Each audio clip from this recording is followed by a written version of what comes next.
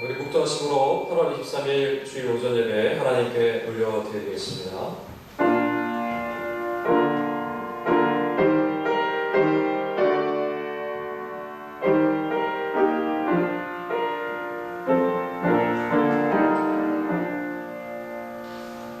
여호와는 나의 목자시니 내게 부족함이 없으리로다. 그가 나를 푸른 풀밭에 누이시며 쉴 만한 물가로 인도하시는도다. 내 영혼을 소생시키시고 자기 이름을 위하여 의의 길로 인도하시는도다. 내가 사망의 음침한 골짜기로 다닐지라도 해를 두려워하지 않을 것은 주께서 나와 함께 하심이라. 주의 지팡이와 막대기가 나를 안위하시나이다. 주께서 내 원수의 목전에서 내게 상을 차려주시고 기름을 내 머리에 부르셨으니 내 자리에 넘치나이다. 내 평생의 선하심과 인자하심이 반드시 나를 따르리니 내가 여호와의 집에 영원히 살리로다. 아멘. 만군의 여호와 하나님 아버지, 거룩한 주일을 맞이하여서 온 가족과 형제자매들이 함께 모여 예배드릴 수 있게 하시니 감사합니다.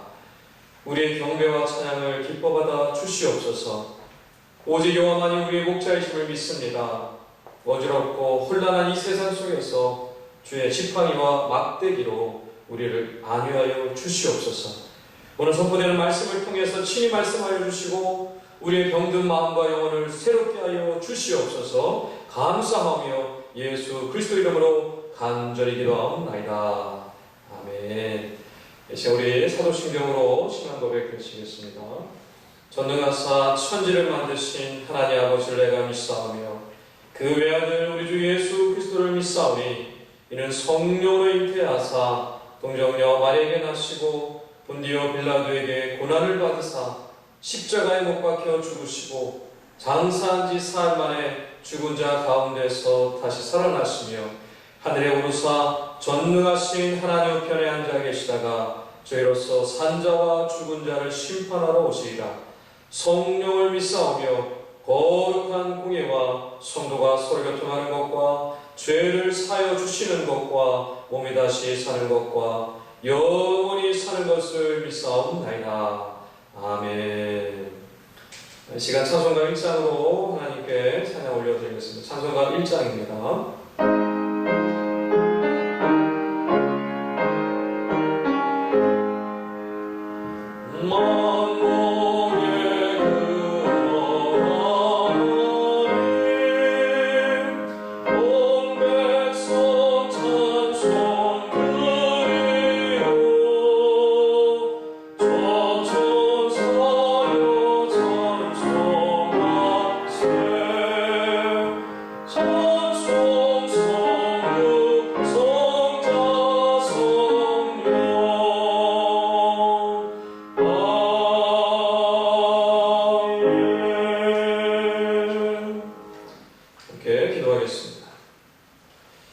사랑하리가 많으신 하나님 아버지, 아버지의 인자하심과 선하심을 찬양합니다. 비록 예배당이 아닌 각자의 가정에서 예배드리고 있지만 예배드리는 각 가정과 초소에 함께하여 주실 줄 믿습니다. 각 가정마다 아버지의 한량없는 은혜를 내려주시고 하늘의 신령한 복을 허락하여 주시옵소서. 하나님 아버지, 온 나라가 코로나로 인하여서 큰 환난을 겪고 있습니다. 안타까운 것은 온 세상이 교회 때문에 이렇게 되었다라고 합니다. 교회 때문에 먹고 살기 어렵게 되었다고 얘기하고 교회가 코로나를 더욱 확산시키고 있다라고 말을 합니다. 이 얼마나 기가 막힌 소리입니까? 그러나 잠잠히 돌아보니 그들의 말이 다 틀린 것이 아니기에 더욱 마음이 아픈 이 때인 것 같습니다. 그동안 믿는 자들이 얼마나 본이 되지 못했으면 이렇게 정말 어처구니 없는 그런 말을 듣고 이렇게 우리가 살아가게 되었을까요? 하나님, 이 모든 것이 믿는 자들의 죄악과 타락 때문임을 시간 고백합니다. 하나님의 심판 앞에 겸손히 무릎 꿇고 통해 자복하는 회개의 영을 우리에게 허락하여 주시옵소서. 믿는 자들이 이웃을 사랑하고 세상의 빛과 소금이 사명을 감당해야 하는데 그 사명을 감당하지 못해서 이와 같은 시련의 때를 우리가 겪고 있는 줄 압니다. 이 시간 우리의 연약함을 돌아보게 하시고 하나님의 뜻을 따라 분별하여서 살 수 있는 저희들 될 수 있도록 인도하여 주시옵소서. 비록 모여서 예배하고 교제할 수 없지만 가정과 삶의 자리에서 예배자로 말씀의 사람으로 기도의 사람으로 살도록 인도하여 주시옵소서. 그리하여서 세상과 구별되고 세상의 선한 영향을 끼치며 하나님의 아름다움을 선포하는 삶을 살게 하여 주시고, 이때에 우리 그리스도인들이 정말 이 세상을 구원하는, 이 세상을 구원으로 인도하는 교회에 쓰임받는 인도자들 될 수 있도록 주님 역사하여 주시옵소서. 특별히 나라의 위정자들과 우리 질병관리본부와 의료진들에게 지혜와 능력을 부어주시고, 모든 한국교회 지도자들에게 또 성도들에게 겸손과 회개의 마음을 주셔서 새로운 믿음을 더하여 주셔서 이 어려움의 때를 극복할 수 있는, 담대히 이길 수 있는 저들 될 수 있도록 역사하여 주시옵소서. 이번 한 주간도 하나님 아버지께서 친히 지켜주시고 보호하여 주실 것을 믿사오며 사랑 많으신 예수 그리스도의 이름으로 간절히 기도하옵나이다. 아멘.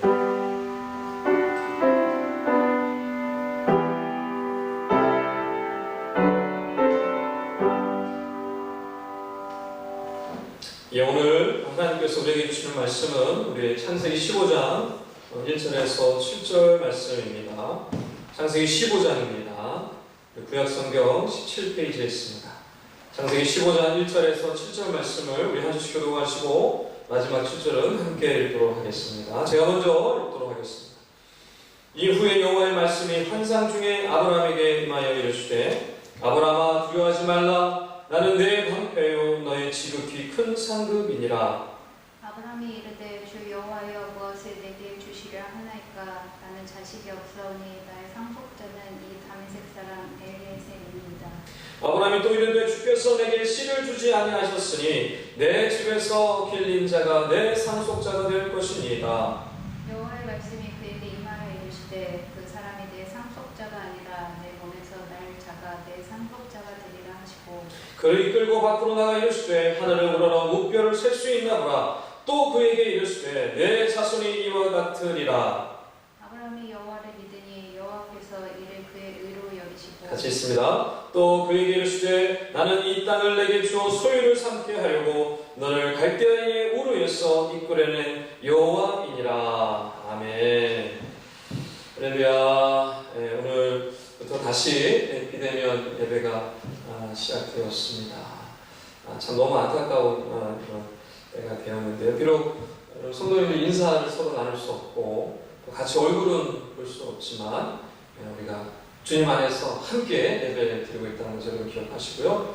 서로 보지는 못하지만 우리 보는 것과 같이 이렇게 좀 인사하고 또 시작했으면 좋겠습니다. 우리 가족들하고 같이 예배 드리고 있으실 텐데요. 또 우리 형제자매들 같이 있으신 가족도 있을 텐데 같이 이 시간 옆에 있는 우리 형제자매들 가족들 향하여서 사랑합니다, 축복합니다 인사하고 시작하겠습니다. 사랑합니다. 네, 축복합니다. 반갑습니다. 한 주간 참 굉장히 개인적으로 어려운 때를 지냈습니다. 마음이 참 아픈 한 주간이었는데요. 왜냐하면 여러분 아시겠지만 코로나가 다시 급속도로 확산이 되고 있습니다. 그런데 참 안타깝게도 그 중심에 교회가 있다는 것이 참 너무 마음이 아팠습니다. 이 사랑제일교회 코로나 확산이 다시 신천지 때보다도 더 심각한 상황이 되고 있다고 합니다. 너무 안타까운 그런 지금 상황인데요. 어제 기사를 보니까 코로나가 지금 사랑제일교회 관련해서 700명 확진자가 이상이 넘었다고 얘기를 합니다. 불과 지금 열흘도 되지 않은 상황에서 지금 하루에 계속해서 몇 백 명씩 지금 일어나는 가운데 있는데 지금 사랑제일교회 관련해서는 700명씩 넘어가고 있다고 하기 때문에 보통 상황이 아닌 것 같습니다. 더 안타까운 것은 지금 그 교회 관련해서 또 사람들뿐만 아니라 8.15 광복절 광화문 집회 때에 이 확진자들이 그곳에 있었기 때문에 그때는 몰랐지만 지금은 이제 판명이 됐지만 그 당시에 이제 이런 복임자로서 있었던 사람들이 많이 있었는데 전국에서 모여든 그 상황 속에서 지금 일주일이 지났거든요. 그래서 지금 질병관리본부에서는 일주일이 잠복하게 나타나는 경우가 대부분이기 때문에 아마 오늘 내일 중심으로 해서 한 주간 어떻게 되느냐가 굉장히 앞으로 우리 추후에 이제 우리 사회적 거리두기가 어떻게 될 것인지 결정되어야 된다고 얘기를 합니다. 그래서 굉장히 지금 위험한 상황이 아닐 수가 없습니다. 그리고 이 사랑제일 교회 관련해서 주변에 여러 이제 뉴스도 나오신 거 보셨겠지만 상인들이 문을 닫고 또 가게 문구가 잡힌 걸 보고 참 안타깝더라고요. 교회인 사절, 교회 다니시는 분들 받지 않습니다. 교회 때문에 지금 문을 닫습니다. 이런 문구들이 그 교회 주변에 상가들에 걸린 것을 보면서 참 너무 지금 마음이 아프다. 참 이런 상황들이 어떻게 지금 이런 정말 상황이 됐는가 하는 그런 참 마음 아픈 시간들이었습니다. 더 안타까운 것은 이런 상황인데도 불구하고 여기 이제 거의 대표 목사가 지금 잘못된 뉴스들을 또 퍼뜨리고 또 정부에 대한 이상한 또 음해 여러 가지 주장들 하고 있어서 참 더 그것이 심각한 상황이고 마음 아픈 상황이 아닌가 생각을 해봤습니다. 지금 교단마다 입장이 다릅니다. 우리 합동식은 지금 이제 성명서를 냈지만 정부의 이 조치에 적극 대처하고 따르기로 지금 발표를 한 상황이고요. 일단 몇몇 교단들은 벌금을 물고서라도 지금 예배를 강행해야 한다. 이 비대면 예배를 정부의 핍박으로 이해하고 대항하고 하는 그런 교단들도 있습니다. 여러분, 지금 이 상황은 정부의 핍박으로 이걸 해석할 때가 아니라 교회의 책임 의식을 가지고 사회적 책임이라는 그런 좀 생각을 가지고 대하셨으면 좋겠습니다. 그래서 이 어려울 때를 우리 교회가 좀 합심해서 좀 협력했으면 좋겠다는 생각이 들고요. 참 목사부터도 참 이 상황이 너무 안타깝고 죄송한 마음이 있고 이런 마음이 있습니다. 그런데 이런 세상 사람들이 볼 때는 어떨까? 참 얼마나 참 이 상식적이지 못하고 바르지 못한 모습들을 보면서 얼마나 생각을 가지고 있을까 하는 생각이 듭니다. 그래서 여러분 지금 연초에 있었던 신천지에 그런 관련된 그런 상황뿐만 아니라 지금도 이런 상황들을 보면서 많은 세상 사람들이 별 다른 바 없는 그런 이상한 단체로 좀 보게 되는 그런 상황이 되었는데 우리 믿는 자들의 책임이라는 생각이 됩니다. 하나님의 심판의 때라고 생각이 들고 우리가 다시 하나님 앞에 나가서 회개하고 자복해야 하는 때라고 생각을 합니다. 그래서 여러분 지금 비록 비대면 예배를 드릴 수밖에 없는 상황이지만 이때일수록 우리가 다시 한번 우리의 모습을 좀 돌아봤으면 좋겠고요. 하나님께서 원하시는 뜻이 무엇인지를 좀 구했으면 좋겠습니다. 그래서 정말 하나님이 원하시는 길로 우리가 가야 되지 않겠습니까?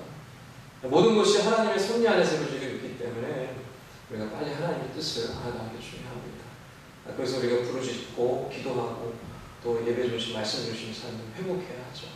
여러분 각자의 삶 속에서 비록 우리가 모여서 모임도 갖지 못하고 교제도 못하고 예배도 드릴 수 없는 상황이지만 여러분 각자의 자리에서 가정에서나 직장에서나 여러분 더 말씀 앞으로 기도의 자리로 나아졌으면 좋겠습니다. 그래서 나라 민족을 여러분 위해서 기도해 주시고 또 지금 어려움에 처한 우리 많은 우리 나라 백성들 위해서 기도해 주시고 또 특별히 또 앞장서서 일하시는 분들 위해서 기도해 주시고 그래서 우리가 믿는 자들이 좀 본을 보이셨으면 좋겠고 좀 다른 모습을 보이셔서 사회에 좀 선한 영향을 끼칠 수 있는 우리가 되었으면 좋겠습니다. 과거를 돌아보니 워낙 그런 모습들이 없었기 때문에 이런 일들이 일어나는 것이 아닌가. 구별되지 못했기 때문에 구별되기 위해서 이러한 때를 허락해 주신 것이 아닌가 하는 생각이 듭니다.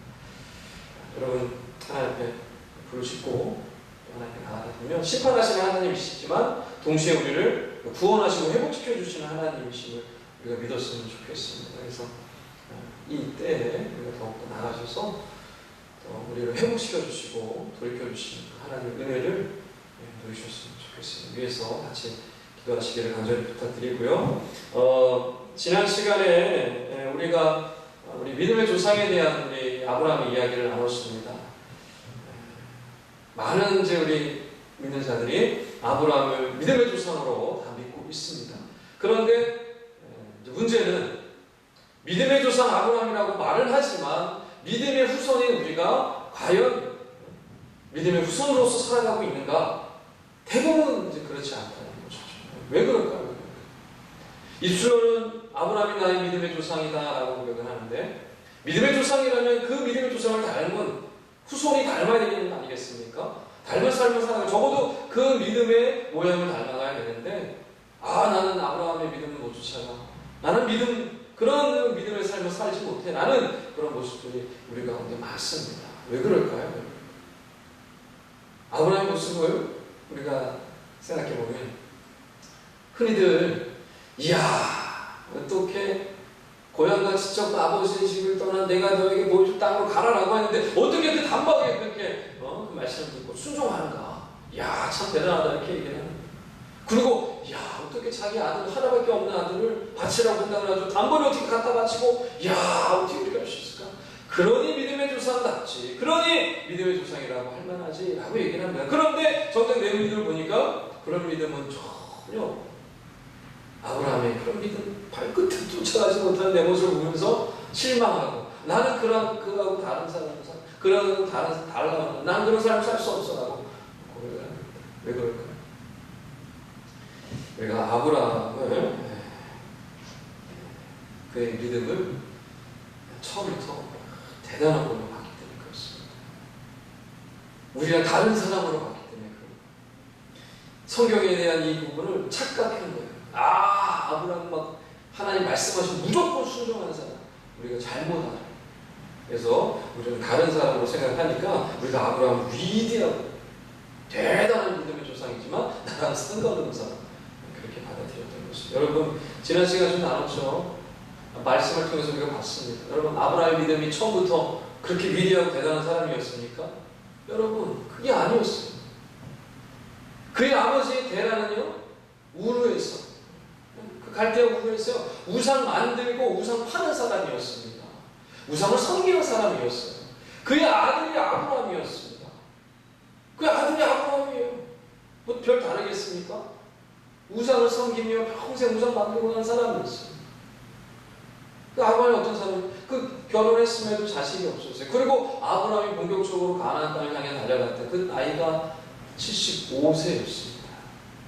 아브라함이 가진 게 뭐가 있어요? 아브라함이 대단한 뭐가 있었습니까? 그의 첫 부름 받을 때의 모습을 보면요, 이런저런 자격이 없습니다. 특별한 것이 없어요. 그런데 그게 바로 믿음의 시작이었어요. 아브라함의 믿음의 시작이었습니다. 그러고 보십시오.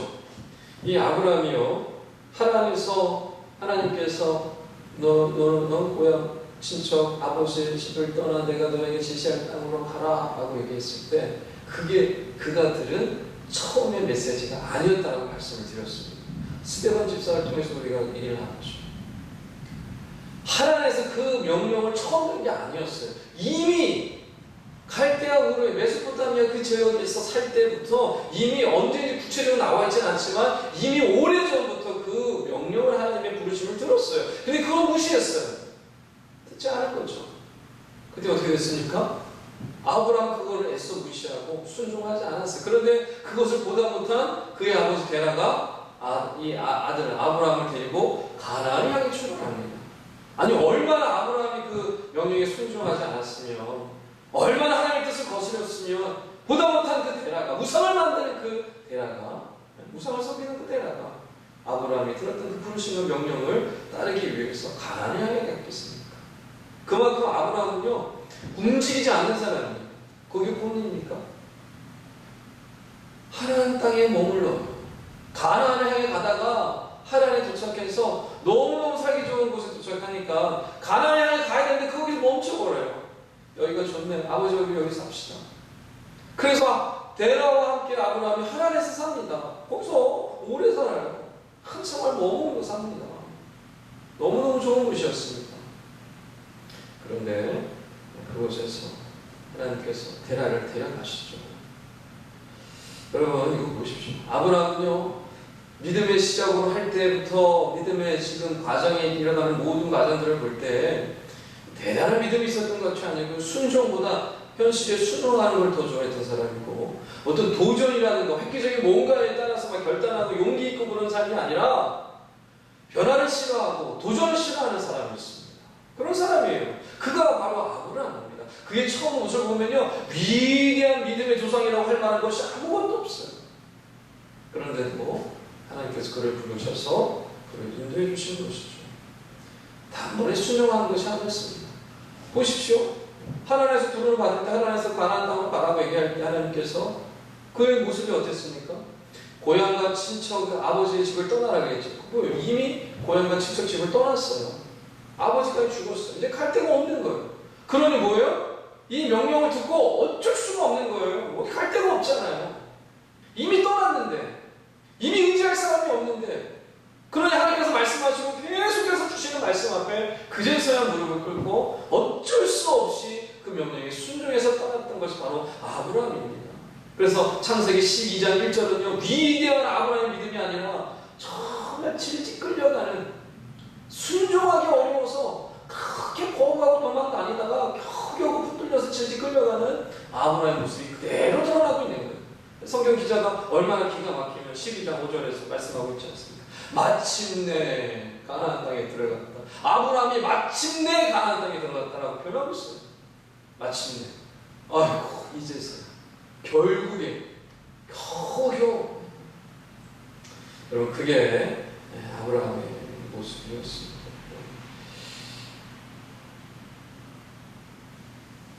여러분, 아브라함이 한 게 있습니까? 가만히 보십시오. 아브라함 처음 부르심을 받을 때부터 아브라함이 한 게 없어요. 하나님 부르실 때도 순종하지 않았습니다. 근데 하나님께서 그를 한 걸음 발을 뛰게 만드시는 거예요.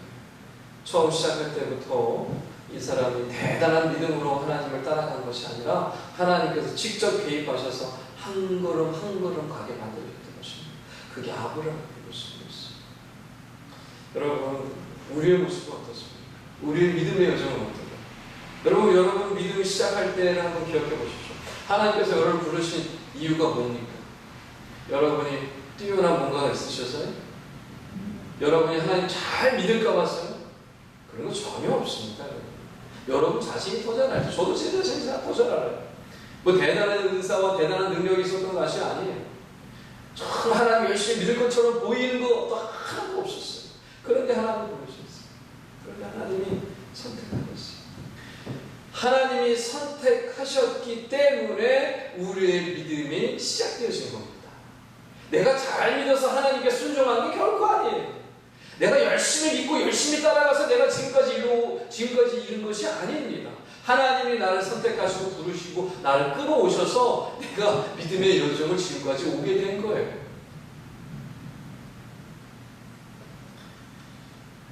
자격이 없는 이 아브라함을 부르셔서 믿음의 조상을 만들어 가셨습니다.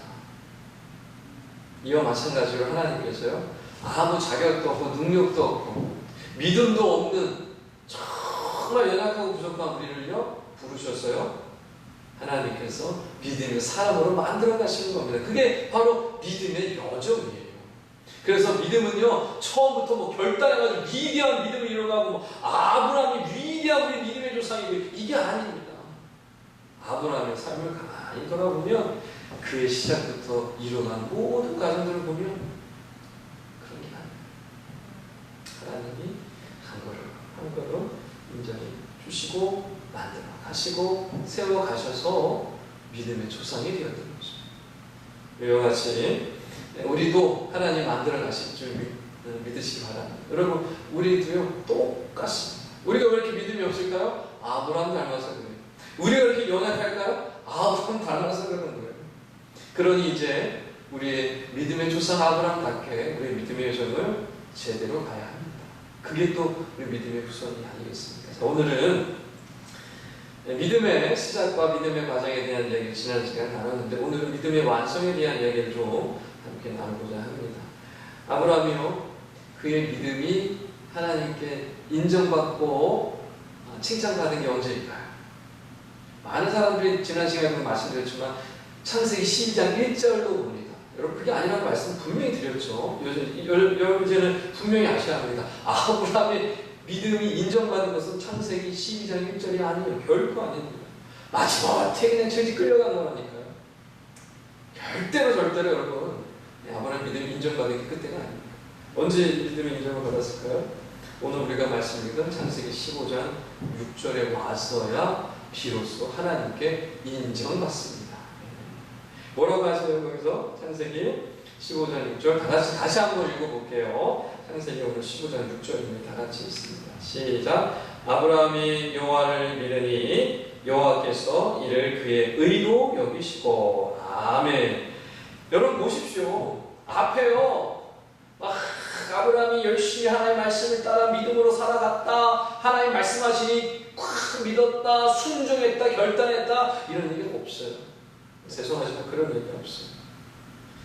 아브라함의 믿음은요, 처음에 그런 모습이 없어요. 죄송하지만. 점점 나아지다가 비로소 15장에 와서 하나님이 이제 믿는구나. 그 믿음을 보시고 의롭다 인정해 주셨어요. 그럼 그 전에 어땠을까요? 15장 전에 우리가 다 살펴볼 수는 없지만 그의 모습을 요약하면요, 연약하게 그지 없었어요. 연약하게 그지 없어요. 가나안 땅에 도착했잖아요. 그럼 가나안에서 하나님이 약속해 주신 그 땅에서 정말 이제 하나님이 계획, 하나님이 이루실 것들을 바라보면서 순종하는 딱 나가야 되잖아요. 그런데 웬걸요? 가나안에 가뭄이 임합니다. 엄청난 가뭄이 임하죠.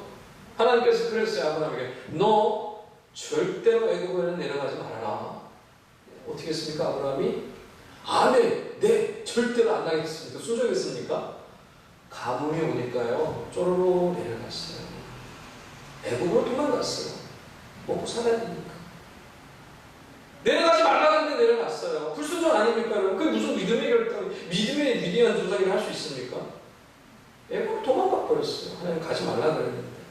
아니나 다를까 가지 말라 해서 갔으니 반드시 누가 따라오죠. 분명히 하나님 거기에 대한 대가를 치르게 했습니다. 아내가 잡혀갑니다.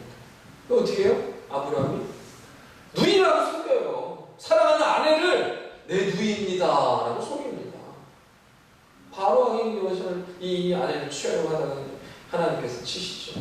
깜짝 놀라서 하나님께서 그 가정을 지키시고 보호하십니다. 하나님 계획을 이루어 가셔야기 때문에 지키시고 보호하신 것이죠. 그리고 또 어떻게 해요? 애굽에서 겨우 목숨 부지하고 나와서 오히려 하나님이 그 애굽에 역사하셔서 많은 물질을 받고 보상받게 하고 나오게 합니다. 그럼 어떻게 됐어요? 이제 또 다시 가나안으로 돌아가야 되는데 소돔과 고모라 땅을 보게 됩니다. 조카 롯이 그것을 택해서 가게 되죠. 얼마나 상심감이 컸을까? 얼마나 어려움이 있었을까? 그 어려움 속에서 또 롯이 그 소돔과 고모라에 살다가 어려움을 당해서 잡혀가게 됩니다. 아브라함이 그걸 또 구해야 되잖아요. 그런데 또 구해냈죠. 하나님이 역사해 주셔서 도와주셔서 건져주십니다. 그런데요, 아브라함은요, 거기에 하나님께 간구함도 없습니다. 하나님께 묻지도 않습니다. 하나님께 감사하지도 않습니다. 그런 게 하나도 안 나와요. 그러니 그 아브라함이 살아 돌아오고 롯을 구해서 돌아올 때 멜기세덱이라는 하나님의 선지자가, 하나님의 그 사람이 나타나서 그에게 신기한 얘기를 합니다. 이게 바로 창세기 14장 20절인데요. 너희 대적을 내 손에 붙이신 지극히 높으신 하나님을 찬송할지로다 하며 아브라함이 그 얻은 곳에서 10분의 1을 멜기세덱에게 주었더라. 이게 뭐예요? 아브라함은요, 하나님이 역사하시고 도와주시고 몰라요. 오히려 멜기세덱이 그걸 보고 하나님께 감사하라 그래요. 찬양하라 그래요. 그제서야 하나님이 도와주셨구나 하면서 11절을 그제서야 드립니다. 여러분, 이처럼 아브라함의 여정을 보면요, 대단할 거 하나도 없어요. 연약하게 그지 없습니다. 믿음도 없어요. 순종함도 없습니다. 하나님께 감사 영광 돌릴 줄도 몰라요. 이게 처음 아브라함의 모습입니다. 그럴 때 하나님이 어떻게 하십니까? 팽개치지 않습니다. 시련을 주십니다. 계속해서 시련을 주시고 깨닫고 경험하게 하십니다. 그 시련을 통해서 하나님을 바라보게 만드시고 하나님께 감사하게 만들고 하나님을 의지하게 만들고 그 믿음의 여정을 가게 하십니다. 그 시련을 주십니다. 그래서 하나님께서 계속해서 그를 단련해서 믿음의 사람으로 한 단계 한 걸음 성장시키셨던 것입니다. 이게 뭐예요? 믿음의 시작도 하나님이 하셨고요, 믿음의 여정 과정도 하나님이 하셨고요, 완성해가고 하나님께 인정받는 과정까지 이르는 그 상황에도 하나님이 전적으로 역사하고 계십니다. 이게 믿음의 여정의 특징입니다. 하나님의 인도를 그냥 따라갔을 뿐이에요. 그게 아브라함의 여정입니다. 여러분은 우리도 마찬가지죠. 믿음이 완성되는 것이 어떤 대단한 믿음을 가져서 완성되는 것이 아니에요. 내가 뭔가 믿음의 결단을 왕창 해가지고 하나님께 칭찬받고 뭔가 확 해가지고 막 인정받고 이렇게 안 됩니다. 하나님은요 세밀하게 일하여 가십니다. 나의 믿음 없음을 너무 잘 아시기 때문에, 내가 연약한 걸 너무너무 잘 알기 때문에요 하나님께서요 나에게 맞는 시련을 주시고 어려움을 주십니다. 그래서 정신 차리게 하는 거예요. 하나님 바라보게 합니다. 정신 차리게 하나님께 감사하게. 그래서 우리의 길을 가게 하시는 거. 여러분 아브라함 똑같습니다. 우리도 똑같아요. 그렇게 일하여 가시는 거예요. 자, 그렇다면 오늘 나눌 말씀은 하나님께서 이 아브라함의 믿음의 여정을 주관하시고 또 완성해 가시는데, 그 완성해 가는 과정 가운데 시련도 주실 때도 있지만 정말 완성할 때 반드시 하나님이 사용하시는 방법이 있는데요. 그게 뭐냐?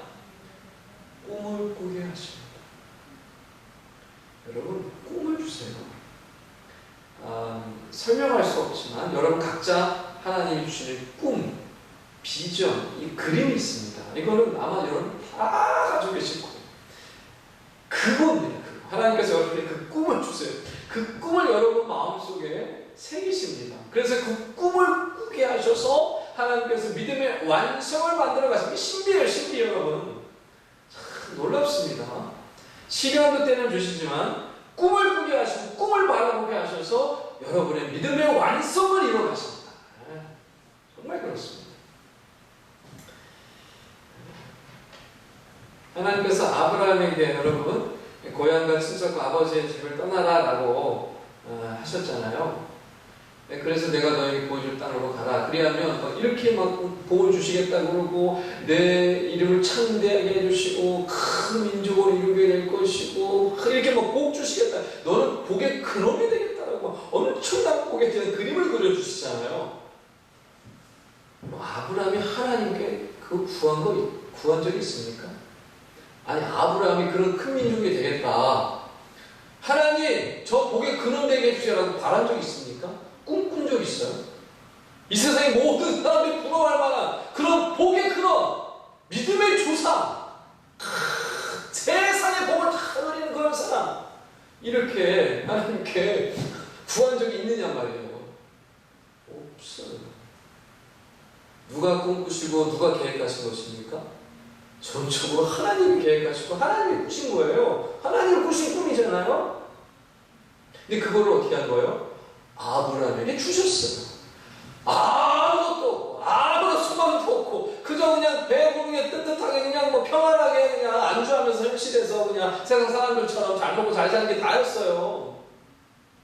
그런 아브라함에게 상상하지도 못했고 생각해보지도 않고 감히 추측하지도 못했던 꿈을 하나님이 주셨어요. 그 꿈을 꾸게 하셨습니다.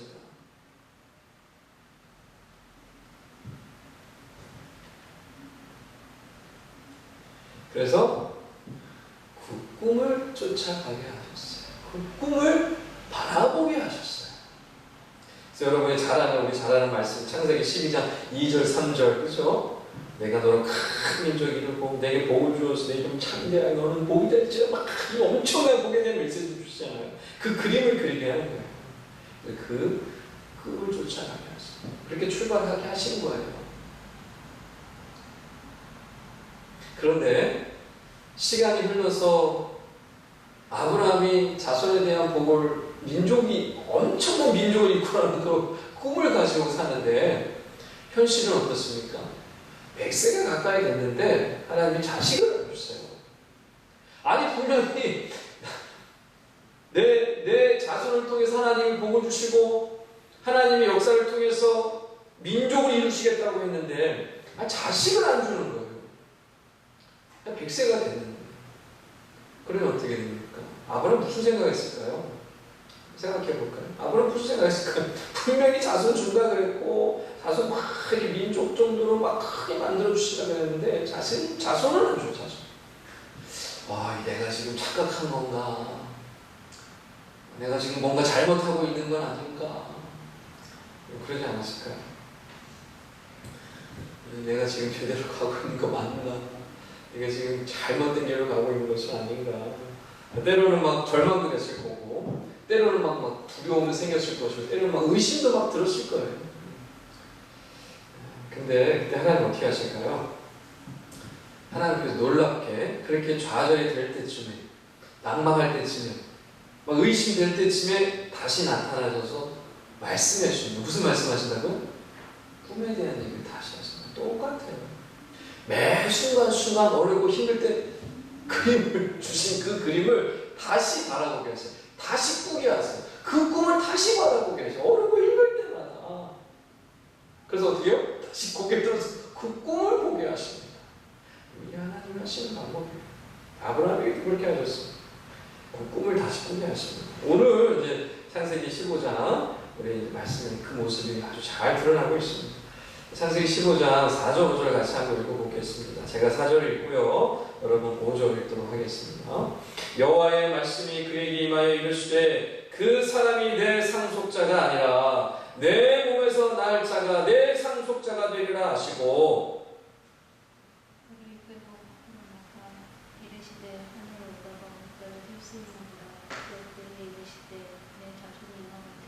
아멘. 아브라함은요, 오랫동안 자신이 없었어요. 그래서 그냥 포기했어요. 꿈을 포기한 거죠. 하나님이 주신 꿈을 사실은 내려놓은 거예요. 아니, 100세가 되도록 하나님이 약속해 주셨던 것이 이루어지지 않으니까 뭐 그 다른 방법으로 주시겠지, 아니면 다른 길을 열어주시겠지, 아니면 다른 또 어떤 뭔가가 있겠지, 그냥 막연하게 생각을 했겠죠. 그러나 하나님 주신 그 꿈에 대한 부분을 내려놓은 겁니다. 그러나 하나님께서요, 다시 나타나셔서 그 꿈을 다시 말씀해 주십니다. 그러면서 오늘 말씀처럼 100살이 된 사람에게 정말 늙어서 애를 낳을 수도 없는 이 사람이 아브라함에게 나타나셔서 무슨 얘기를 하십니까? 너의 자손이 하늘의 별처럼 많아질 거다. 네 자손이 하늘이 아니라 하늘을 바라봐서 이 엄청난, 지금은 이제 자연이 오염돼서 하늘의 별이 잘 안 보일 때도 있지만 옛날에는 자연이 오염이 안 됐으니 하늘에 떠있는 그 별이 훨씬 더 많이 보였겠죠. 마치 쏟아지는 하늘의 별을 봤을 겁니다. 그 셀 수도 없는 별을 바라보면서 하나님 말씀해 주시는 거예요. 너희 자손이 이와 같이 많을 것이다. 다시 꿈을 꾸게 하시는 거죠. 잃어버리고 포기한 꿈을 하나님께서 다시 꾸게 하시는 거예요. 그래서 아브라함이 그걸 바라보고 그것을 믿게 하십니다. 아직 아무런 일도 일어나지 않았어요. 아직 자식도 주어지지 않았어요. 태중에 있지도 않아요. 그런데 하늘 그 별을 바라보게 하셔서 다시 꿈을 꾸게 하시고 그 꿈을 바라보면 믿게 하시는 거예요. 여러분, 아브라함 믿었습니까? 안 믿었습니까? 믿었죠. 믿었잖아요. 그때 아브라함이 하나님을 진심으로 중심으로 믿었어요. 그 오랜 시간이 걸려서 아브라함이 중심으로 믿었어요. 그제서 하나님 뭐라고 말씀하십니까? 오늘 말씀할 때 우리 6절 읽었지만 아브라함의 여호와를 믿으니 여호와께서 이를 그의 의로 여기시고, 할렐루야. 믿을 수 없는 것을 믿고 있는 거죠. 꿈을 주셨는데 그 꿈을 꾸게 하시고 그 꿈을 바라보고 그 꿈을 믿고 나가게 하시는 거예요. 아브라함은 그 꿈을 믿었기 때문에, 주신 그 하나님의 메시지를 믿었기 때문에 하나님 그를 의롭다라고 인정해 주신 것입니다. 칭찬받은 거죠. 인정받은 거죠. 저런 하나님은요, 말도 안 되는 꿈을 꾸게 하십니다. 우리에게. 현실에서 볼 때, 야, 이건 이게 될까? 이건 이런 꿈을 내가 과연 꿔도 될까? 라고 할 만한 것을 꾸게 하세요. 왜 그렇게 하실까요? 우리의 믿음을 성장시켜 가지고 우리의 믿음을 완성시켜 가시기 위함이에요. 그래서 그 꿈을 꾸게 하십니다. 불가능한 꿈을 꾸게 하실 거예요. 현실에서 도저히 바라볼 수 없는 꿈을 꾸게 하시는 거예요. 지금 여러분 이 시대를 한번 가만히 한번 돌아보십시오. 여러분의 삶을 가만히 주변을 돌아보세요. 우리 지금 우리나라 한번 보십시오. 어떤 시대입니까? 마음껏 꿈을 펼칠 수 있는 시대인가요? 막 꿈꾸면서 막 이렇게 꿈을 이뤄가기 부풀어서 꿈과 소망으로 부풀어서 막 살아가는 그런 시대인가요? 점점 더 살기가 어려운, 문물과 이 세상 모든 것들은 과학과 기술들을 발달하고 더 편해지고 더 정말 정말 번영하는 것처럼 보이지만 우리 개인의 삶을 가만히 돌아보면 꿈이 없어요. 너무 안타까운 것은 우리 청소년들을 꿈이 없어요. 꿈이 없어요. 그냥 건물주 돼서 그냥 매달 월세 받고 살아가는 게 우리 청소년들의 반 이상의 꿈이에요. 여러분, 그게 꿈입니까? 세상에 어떤 헌신을 하고 세상에 어떤 영향을 끼치고 세상에 어떤 귀한 은혜를 끼치고 정말 하나님의 놀라운 뜻을 이루어가고 하나님이 주신 귀한 비전들을 품고 이 세상 향해서 달려나가고 외치고 소리치는 그런 모습들이 없어요. 시대가 그런 시대가 되었습니다. 경쟁 시대. 2등, 3등 기억하지도 않는 시대. 1등 기억하고 최고만을 꿈꾸고 여기 땅에서 뒤처지는 사람들은 그냥 하루 인생 살아가는 그런 시대입니다. 더군다나 지금 코로나19로 인해서 온 나라가 온 세상이 꿈은커녕 살기 바쁜 시대가 됐어요. 목숨 부지하고 의심하고 욕하고 싸우는 그런 시대가 되었습니다. 그럼 경제적으로도 지금 어떻습니까? 너무 어렵습니다. 여러분, 소상공인들 지금도 이미 이제 파산 신청을 하고 문 닫는 데가 많지만 올 말이 되면 더 심해질 거라고 얘기합니다. 지금 이런 경기가 이러니 경제가 이러니 어떻게 꿈을 꿀 수 있는 상황입니까? 꿈을 꿀 수가 없어요. 지금 청년들뿐만 아니라 40대, 50대 여러분 지금 40대, 50대 얼마나 힘듭니까? 얼마나 살기 어렵습니까? 또 60대, 70대는 어때요? 노후 보장 제대로 하고 사시는 분들이 얼마나 되십니까? 정말 앞에 대한 그런 생각들 하면 답답한 그런 모습들이 보입니다. 이런 현실에서 꿈을 꾼다고요? 아니, 이런 현실에서 하나님 주신 꿈을 꾼다고요? 불가능해 보입니다. 불가능해. 여러분, 우리 교회 이름이 무엇입니까? 꿈이 있는 교회. 요즘 시대하고 맞지 않는 교회 이름입니다. 요즘 시대 사람들 보면 인정하지 않을 그래 너네 꿈 꿔라 이렇게 얘기할 수도 있는 그런 이름. 꿈이 있는 교회. 이 시대가 꿈을 이뤄가고 있는데 꿈이 있는 교회를. 근데 여러분, 이게 바로 하나님이 하시는 방법이에요. 꿈을 꿀 수 없는 시대 속에서, 현실 속에서 꿈을 꾸게 하십니다. 꿈을 이루어가고 꿈을 이룰 수 없는 그런 시대 속에서 꿈을 꾸게 하십니다. 이게 하나님의 방법이에요. 그 꿈 안 이루어져. 그 꿈 그냥 꿈일 뿐이야. 그 꿈은 절대로 이루어질 수가 없어 라고 하는 건데 하나님은 우리에게 꿈을 꾸게 하십니다. 우리 꿈이 있는 교회는요, 그래서 세상이 우습게 여길 수도 있지만 하나님의 방법이 무엇인지를 보여주는 교회입니다. 저는 이게 너무너무 참 하나님 은혜라고 생각을 합니다. 여러분, 현실 속에서 불가능한 꿈을 꾸게 하시는 이유가 뭘까요? 우리가 볼 때는 불가능해 보여요. 나는 이거 좋은데 할 수가 없을 것 같아 보여요. 이 꿈은 그냥 꿈일 것처럼 그냥 보이시거든요. 그런데 하나님께서 왜 이런 꿈을 우리에게 똑같은 걸 반복해서 주시게 꾸게 하실까요? 하나님께서 그 꿈을 이루어 가실 수 있기 때문에 그래요. 내가 아니라 하나님께서 하실 수 있기 때문에. 하나님께서 그 꿈을 이루어가기를 원하시기 때문에 그 꿈을 꾸게 하시는 거예요. 내가 아닙니다. 우리가 아닙니다. 현실이 아닙니다. 하나님이 친히 그 꿈을 이루어 가실 수 있기 때문에 우리에게 꿈을 주시고 그 꿈을 쫓아가게 하시는 거예요. 그게 믿음의 여정이고 그게 믿음의 완성입니다. 우리로 그 믿음의 여정을 가도록 하나님께서 꿈을 꾸게 하시는 거예요.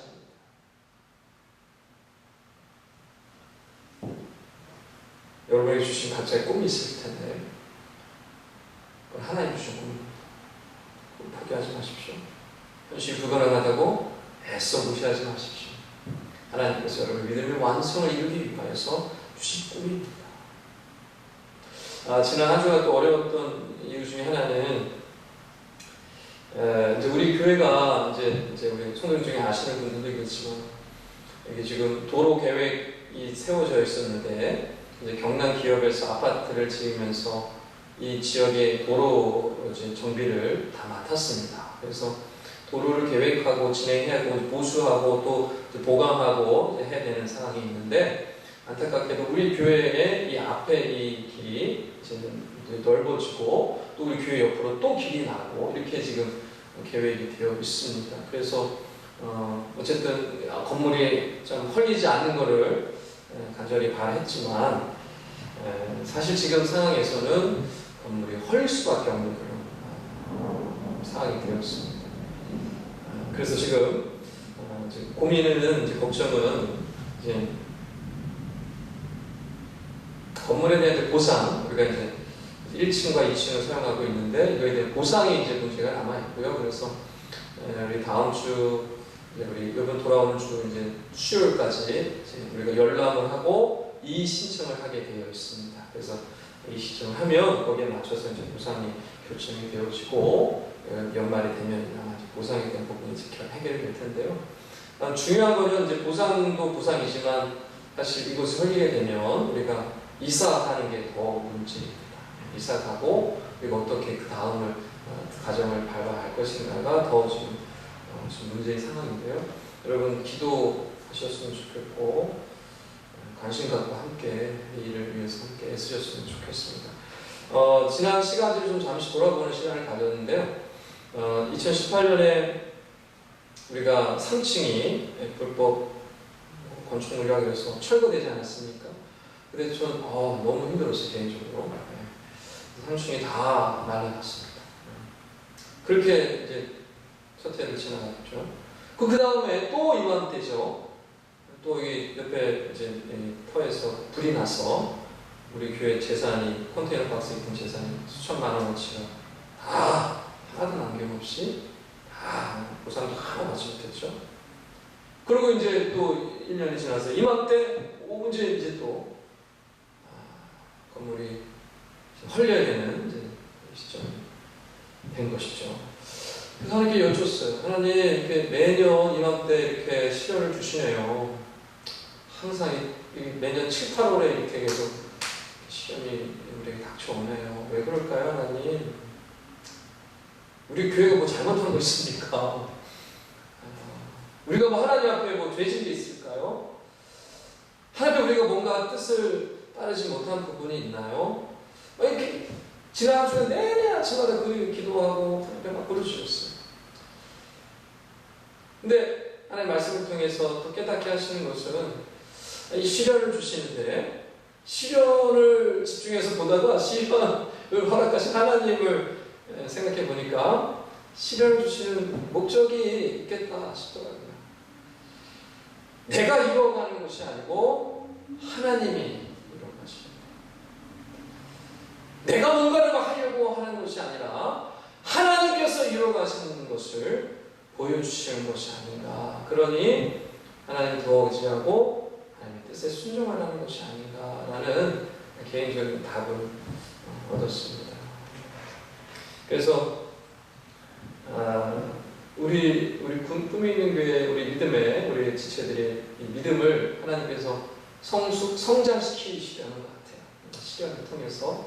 그래서 하나님 더 의지하게 하시는 것 같고요. 그리고 현실에 안주하니까 자꾸만 우리가 평안함을 자꾸만 추구하려고 하니까 이만하면 됐지. 이 정도면 이제 충분하지. 이렇게 하다 보니까 하나님께서 가져가시는 것 같아요. 자꾸만. 하나님께서 그러지 말라고 우리를 깨워주시는 것 같아요. 안주하지 말라고, 만족하지 말라고, 내가 뭔가 할 수 있는 것을 생각하지 말라고 하시면서 우리로 하나님만 의지하게 하는 꿈을 꾸게 하시는 것 같다는 생각이 듭니다. 자꾸만 이제 이런 어떤 그런 어려움이 이제 시련이 우리에게 닥치고 있는데요. 여러분 이럴 때 믿음으로 하나님께 나가줬으면 좋겠습니다. 꿈을 꾸게 하시는데요. 저는 개인적으로 정말 하나님께서 꿈을 꾸게 하시는 것 같아요. 지금 뭐 교회가 헐리는 판에 무슨 담임 목사가 무슨 꿈 얘기냐 하겠지만 저는 개인적으로 그래요. 저는요 오히려 이런 어려움의 시련을 통해서 하나님만 바라보게 되니까 하나님 주신 꿈을 꾸게 되는 것 같아요. 오히려 뭐 개인적인 꿈이라서 말씀을 다 드릴 수 없지만 오히려 하나님이 꿈을 주시는 것 같아요. 너무 저는 지금 오히려 어려운 가운데 있지만 또 다른 하나님 소망을 주시고 있어서 개인적으로 감사한 시간을 지금 가지고 있는 것 같습니다. 여러분, 하나님께서 여러분 각자에게 시련도 주시지만 꿈을 주십니다. 그래서 여러분의 믿음의 여정을 완성시켜가고 계신 거죠. 여러분 이 사실 기억하셨으면 좋겠고요. 하나님 의지하도록 만들어 가시는 거예요. 하나님 붙들지 않으면 살 수 없다는 것을 깨닫게 하시는 겁니다. 그래서 여러분은 이 어려움의 때에, 이 시련의 때에 하나님 주신 꿈을 여러분 바라보셨으면 좋겠고, 바로 이 방법을 통해서 하나님께서 역사하신다는 거 기억하셨으면 좋겠습니다. 말씀을 정리하겠습니다. 여러분, 아브라함은요, 우리가 지난 시간 오늘 또 나눴지만 처음부터 믿음이 좋은 사람이 아니었어요. 여러분 이걸 이제 잘 기억하십시오. 우리가 말씀을 통해서 나눴지만 위대한 믿음의 조상 이렇게 할 만한 모습이 처음에 없었어요. 그냥 굉장히 연약하고 부족한 사람이었어요. 그렇게 도망다녔고 현실이 안주하기를 원했고 가나안에 가서도 어땠습니까? 하나님의 말씀에 불순종했어요. 자기 사랑하는 아내까지도 팔았던 사람입니다. 이런 사람이 없어요. 그리고 하나님이 약속한 거 못 믿고 어떻게 했습니까? 첩을 취해서 아들을 낳았어요. 내가 뭔가 해보려고 했던 거죠. 하나님 분명히 너를 통해서 다시 준다 그랬는데 믿지 못하고 그냥 첩을 통해서 그 아이들이 이스마엘을 낳지 않습니까? 이렇게 연약한 사람입니다. 그런데 그 연약한 아브라함은 어떻게 하셨어요? 포기하지 않으시고 때로는 시련을 통해서 그리고 또 어려울 때마다 나타나셔서 꿈을 하나님께서 다시 꾸게 하심을 통하여서 그를 한 걸음 한 걸음 달래 나가셔서 결국에 어떻게 하신 거예요? 우리가 말하는 믿음의 조상으로 만들어 가신 거예요. 하나님께서. 여러분 우리의 믿음도 이어갔습니다. 내가 잘 믿었어. 내가 뭔가를 열심히 헌신하고 봉사하고 결단해서 내 믿음이 잘하고 내가 성장하고 막 이런 게 아니에요. 하나님은요, 누구보다도 우리의 믿음 없음을 잘 아십니다. 그래서 그 믿음을 단련되어주고 성장, 성숙시키시기 위해서 때로는 시련을 주시고 또 꿈을 꾸게 하셔서 그 과정을 밟아가게 하십니다. 이게 아브라함과 똑같습니다. 다른 게 하나도 없습니다. 그래서 믿음의 사람으로 만들어 가시는 것이죠. 그래서 이 시련 때문에 때로는 힘들 때도 있죠. 하나님, 왜 이런 시련을 주십니까? 왜 우리 교회에 이런 시련을 주십니까? 너무너무 힘듭니다. 너무너무 마음이 힘들고 고통스럽습니다.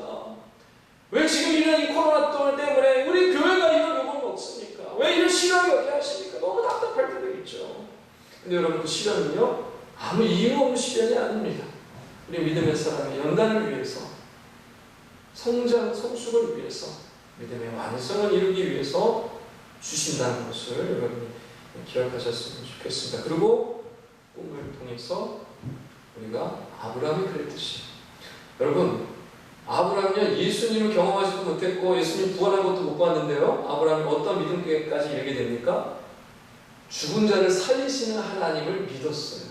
그래서 아들을 바친 거였어요. 그 아들이 죽더라도 그 아들을 부활시켜줄 하나님을 믿었다니까요. 그의 마지막의 믿음의 여정의 완성은 부활 신앙이었습니다. 그 믿음의 완성을 누가 이뤄주신 거예요? 아브라함이 아닙니다. 아브라함이 열심히 아닙니다. 하나님의 열심히 그를 믿음의 조상으로 만든 거예요. 할렐루야. 아브라함이 위대한 것이 아니라 하나님이 위대하신 것입니다. 아브라함이 열심으로 믿음이 되다는 것이 아니라 하나님이 열심으로 그의 믿음의 위대한 조상이 된 겁니다. 그러나 여러분, 우리 아브라함의 믿음처럼 우리의 믿음의 시작과 과정 또 완성까지 하나님께서 친히 인도하신다는 사실을 기억하시고 하나님 주시는 귀한 그 하나님의 시련과 그 꿈들을 바라보시면서 한 걸음 한 걸음 전진하시는 저와 여러분 되시기를 주님의 축원합니다. 불가능해 보입니다. 바로 그 이유 때문에 하나님 우리에게 꿈을 주시는 겁니다. 가능하면 그걸 꿈으로 주시겠어요? 불가능하기 때문에 우리에게 그 꿈을 주십니다. 그리고 그 꿈을 통하여서 우리의 믿음을 완성해 가십니다. 여러분 각자에게 주신 그 꿈은 하나님 주신 것으로 늘 기억하시고 마시고 끝까지 믿음의 여정을 달려가셨으면 좋겠고요. 여러분 우리 모두가 이 믿음의 여정 가운데 함께 있습니다. 서로 격려하면서 끝까지 포기하지 아니하시고 넘어지는 분 세워주시고 흔들리는 분 붙들어주시고 정말 낙심된 분 다시 한번 끌어안아주셔서 우리 꿈이 있는 교회가 이 마지막 때에 진정 꿈을 이루어가는 꿈만 꾸는 것이 아니라 하나님의 은혜로 꿈을 이루어가는 통해서 세상을 놀라게 하는 세상에 선한 영향을 끼칠 수 있는 그런 교회가 되기를 주님을 축원합니다. 기도하겠습니다. 하나님, 이 어려운 때에 우리를 믿음의 사람으로 불러주시고 꿈을 이뤄가는 꿈을 꾸지 않는 이 시대 속에서 우리로 꿈을 꾸게 하시고 하나님의 뜻을 알아가게 하시고 하나님의 믿음의 여정을 가게 하시니 감사합니다. 비록 우리 가운데 시련이 있지만 하나님께서 우리를 단련하시고 성장하고 성숙시켜주시는 그 하나님의 시련이라는 사실을 기억하고 많은 시련과 어려움 속에서도 포기하지 아니하고 하나님의 이 은혜를 통하여서 우리가 새롭게 되어주고 굳건해지고 완성되어지는 사실을 기억하고 한 걸음 한 걸음 순종하며 하나님의 뜻을 따라 나가는 저희 인생을 다를 수 있도록 하나님 축복하여 주시옵소서. 감사하며 사랑하신 예수 그리스도 이름으로 간절히 기도합니다. 아멘. 이 시간 우리 다 같이 하나님께 준비하신 예물을 올려드리겠습니다. 우리 헌금은요 여러분 각자 이렇게 우리 가정에서 해주시고요. 나중에 교회에 이렇게 주시면 되겠습니다. 그리고 혹시 이제 이 어려우신 분들은 지로나 이런 다양한 방법으로 이렇게 헌금하시면 되겠습니다. 이 시간 하나님께 감사함으로 우리 찬양하도록 하겠습니다. 감사의 함께 찬양하겠습니다.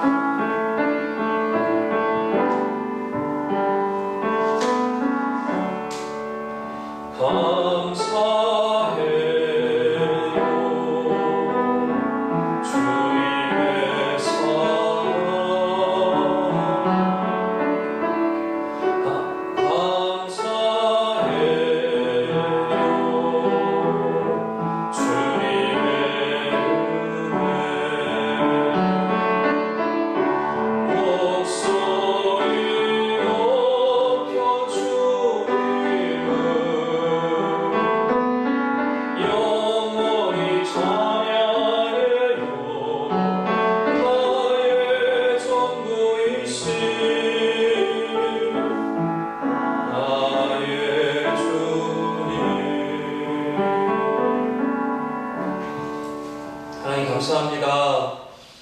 오늘 귀한 말씀을 통하여서 하나님께서 우리를 얼마나 믿음의 사람으로 연단하시고 세워가시고 완성해 가는지 다시 한번 깨닫게 해주시니 감사합니다. 하나님, 정말 믿음이 없는 이 시대에, 꿈을 이뤄가는 이 시대에 우리에게 믿음을 허락하여 주시고 우리를 부르시고 선택하여 주셔서 믿음의 여정을 가게 하시니 얼마나 감사하죠. 하나님, 이 시련이 있을지라도 어려움이 있을지라도 끝까지 믿음을 잃지 않고 이 믿음의 여정을 달려갈 수 있는 저 신명들 받을 수 있도록 하나님 함께하여 주시옵소서. 오늘도 감사함으로 하나님께 구별드리는 물질 하나님 기뻐 받아주시길 원합니다.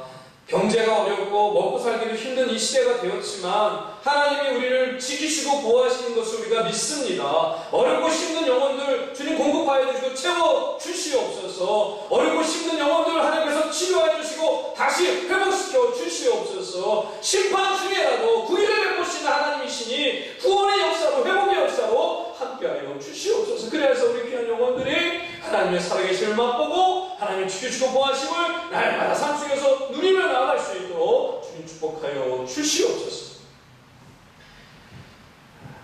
지금은 우리 주 예수 그리스도의 은혜와 하나님 아버지의 무하신 사랑하심과 성령 하나님의 미교통 충만 동행하심의 역사가 믿음의 여정을 통하여서 시련을 이겨나가고 또 믿음의 여정을 통하여서 하나님 주신 꿈을 꾸며 나아감을 통하여 믿음의 완성을 이루어가는 꿈 있는 게 모든 성도들 머리 위에 그들의 가족 위에 생업 위에 자녀 위에 이제부터 영원토록 함께 하시기를 간절히 축원하옵나이다. 아멘.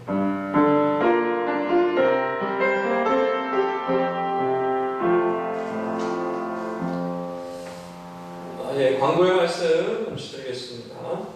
우리 비록 비대면이지만 여러분 각자의 자리에서 예배 드리고 계신 우리 성도님들 환영하고 축복하고 사랑합니다.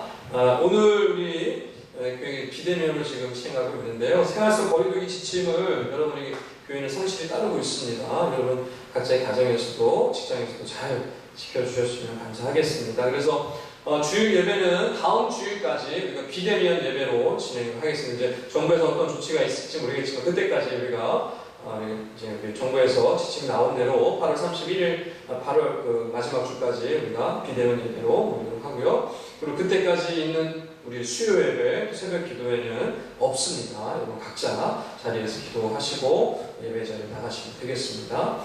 그리고 우리 다음 주까지 말씀을 새겨라 우리 노예에서 진행하고 있는 성경 필사 우리 지금 하고 있죠. 이제 벌써 우리 한 달이 지났습니다. 그래서 이번 한 주간 동안 여러분 마무리해 주시고 토요일까지 저한테 메시지로 인증샷을 보내주시면 됩니다. 그래서 그 다 쓴 마지막 페이지를 저한테 찍으셔서 보내주시면 제가 우리 주일학교 연합회에다가 보내드리도록 하겠습니다. 그러면 이번 이제 한 주간 동안 마무리해 주시면 이제 제출한 우리 분들에게는 우리 상품과 상장을 노회에서 시상을 하실 것입니다. 이제 그렇게 해주시고요. 그 다음에 수능 시험이 이제 거의 100일 앞으로 다가왔습니다. 12월 3일인데요. 우리 여러분 위해서 기도해 주셨으면 좋겠습니다. 그래서 우리 고등부 원재 시원이 또 우리 재수하는 민혁이까지 여러분 우리 수능 얼마 남지 않았는데요. 여러분 끝까지 집중해서 잘 해나갈 수 있도록 여러분 기도 또 관심 주시면 좋겠습니다. 아까도 잠시 설교 시간에 말씀드렸는데 지금 태전 2지구 도시계획도로 이제 공사 때문에 이제 고사한 공고가 우리 교회에 통보가 된 상황이고 이 신청을 이번 주 수요일까지 해야 되는 상황입니다. 이제 목록을 이제 다 작성을 했는데요. 필요한 서류들, 영수증, 계산서 이런 것들을 다 여러분 준비하셔가지고 이제 서류를 다 만들어서 이번 주 수요일까지 해서 제출할 수 있도록 같이 도와주시고 협력하시면 좋을 것 같습니다. 위에서 물론 우리가 기도해야 되고 그 이후에 하나님께서 어떻게 선하게 인도하실지를 우리가 또 바라보면서 나갔으면 좋겠습니다. 우리 이혜은 집사님, 이하수 권사님 지난 화요일 이사 또 하셨는데요. 잘 하셨습니다. 또 위에서 기도해 주시고 하셨으면 좋겠습니다. 자, 이상 우리가 마치고요. 여러분 또 교제하시고 또 한 주간 힘내서 나가셨으면 좋겠습니다. 감사합니다.